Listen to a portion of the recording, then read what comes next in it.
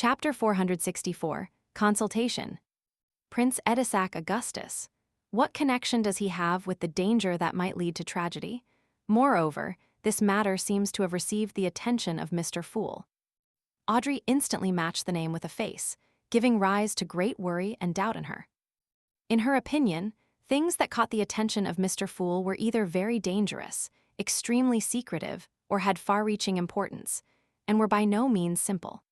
For example, the true creator had attempted to descend upon Backland with the help of Lanevis and the harsh conditions of East Borough's factory district, Emperor Roselle's Black Emperor card, or the death of the Duke Negan and the Twilight Hermit Order.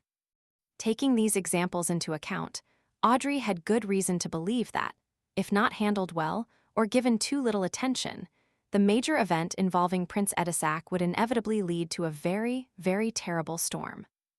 Yes, Prince Edisac hasn't bothered me for quite some time, and I was only relieved by that and didn't think too much about it.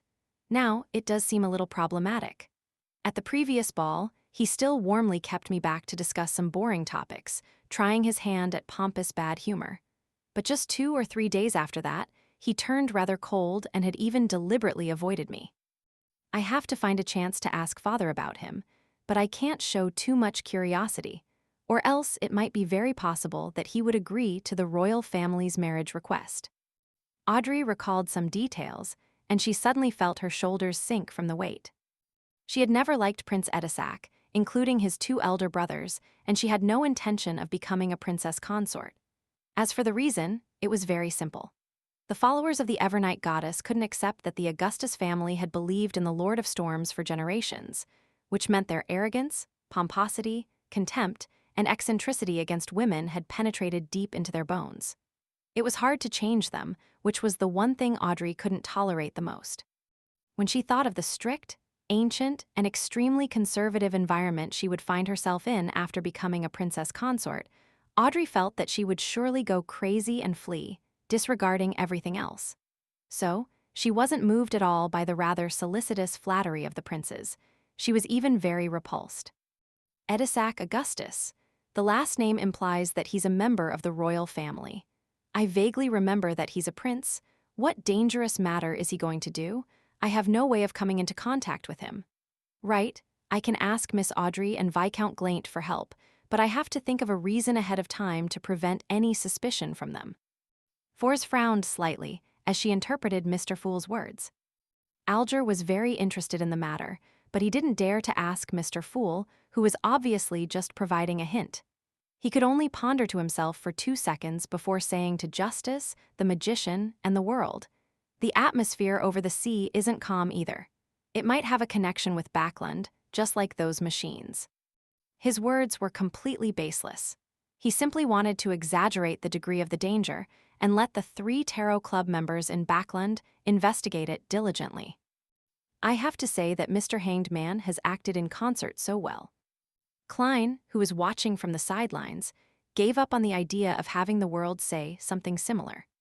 He only mentioned Prince Edisac, but not the lady with the sapphire ring who was suspected of having a Grade 0 sealed artifact. He didn't even mention the possibility that the matter Prince Edisac might be involved in had to do with 008 and in C. Zangwill, because he didn't know the circumstances of the top sealed artifact that could even destroy a country.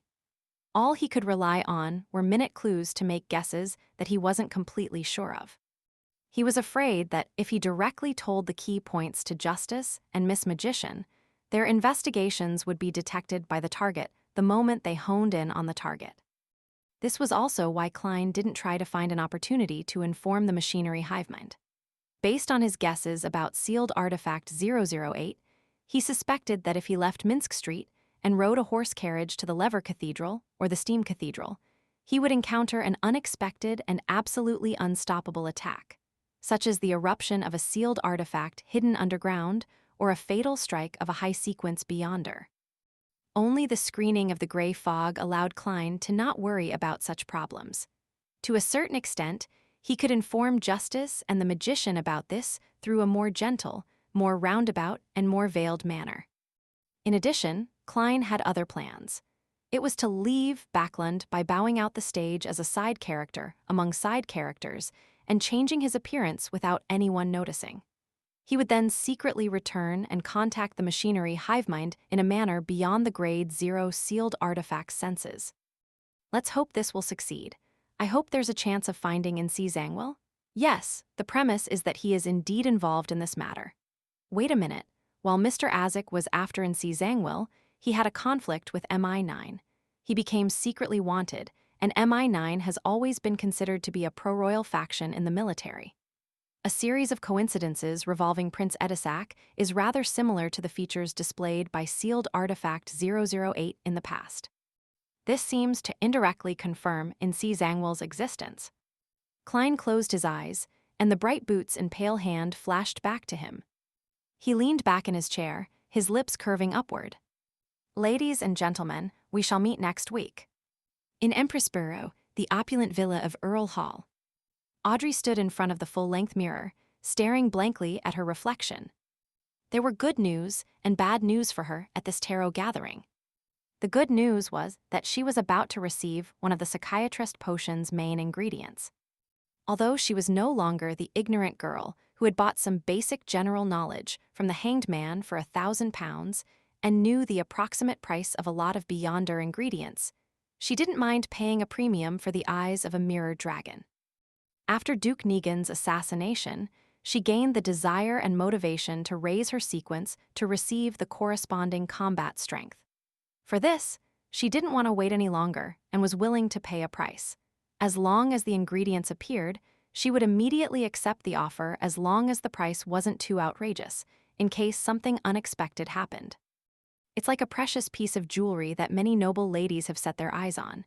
It's also like the purebred houses with unique bloodlines that men like. The corresponding premium is inevitable and unavoidable. At times, it's not impossible to have the price double or triple.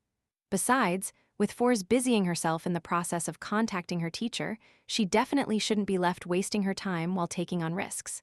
Yes, she also doesn't know that I'm Justice. Audrey thought indifferently. As for the bad news, it was no doubt related to the matter of Prince Edisak. It left her concerned and worried.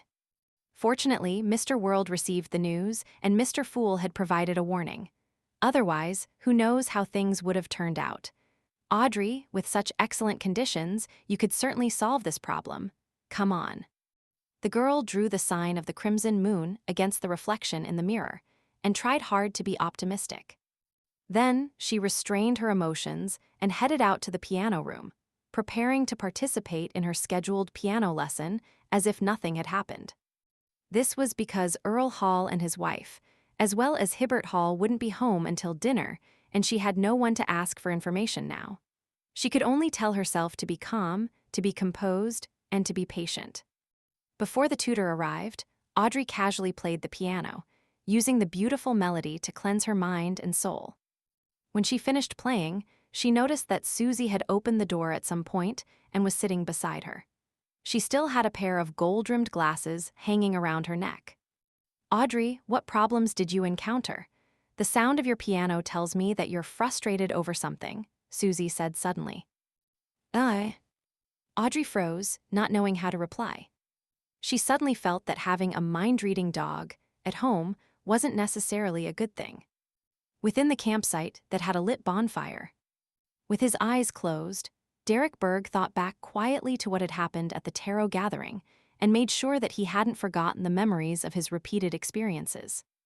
After an unknown period of time, he opened his eyes, which were brimming with anticipation, and looked around. However, what entered into his eyes were Flames and his teammates, who were exactly the same as in his memories. At that moment, the cross-legged demon hunter Colin, who was leaning against a stone pillar, said, "We will set off after 50 rounds of lightning." At this moment, Derek was sure that everything that had happened before wasn't a dream or a hallucination. Sherwood Borough, 15 Minsk Street. Klein went down to the first floor and sat in the activity room, feeling the warmth of the fireplace. He quietly rocked in the reclining chair without reading the newspapers, magazines, or even books. It was all so peaceful and silent until he heard the ringing of his doorbell. Klein, who was wearing a house shirt and cashmere vest, got up and walked towards the door. The visitor took him by surprise. He opened the door and chuckled. Good afternoon, Emlyn. Aren't you supposed to be helping at the Harvest Church at this hour?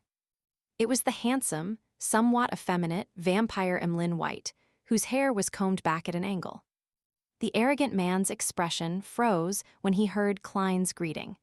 It took him a bit of effort to recover his composure. I have something to consult with you, Detective. Sherlock, Moriarty. Emlyn enunciated one word at a time. After inviting him into the activity room, Klein returned to his reclining chair and asked with a smile, "What is it?" The fee for a consultation is £1, but the consultation cannot exceed an hour. Emlyn White didn't pay attention to his words, and he said while deep in thought, "A big shot wants me to do something. Although that matter can help me solve my problem indirectly, it also contains a great amount of risk. I don't have any friends, and I'm afraid my parents will be worried, and you're a very knowledgeable beyonder detective. What do you suggest? Reject or accept? Solve your problem, clearing the psychological cue." Klein said thoughtfully, "I can't give you any advice with just the word something." Emlyn White fell silent for a few seconds before he clenched his teeth and said in a low voice, "It has something to do with that fool." Huh? Klein almost lifted his hand to his ear.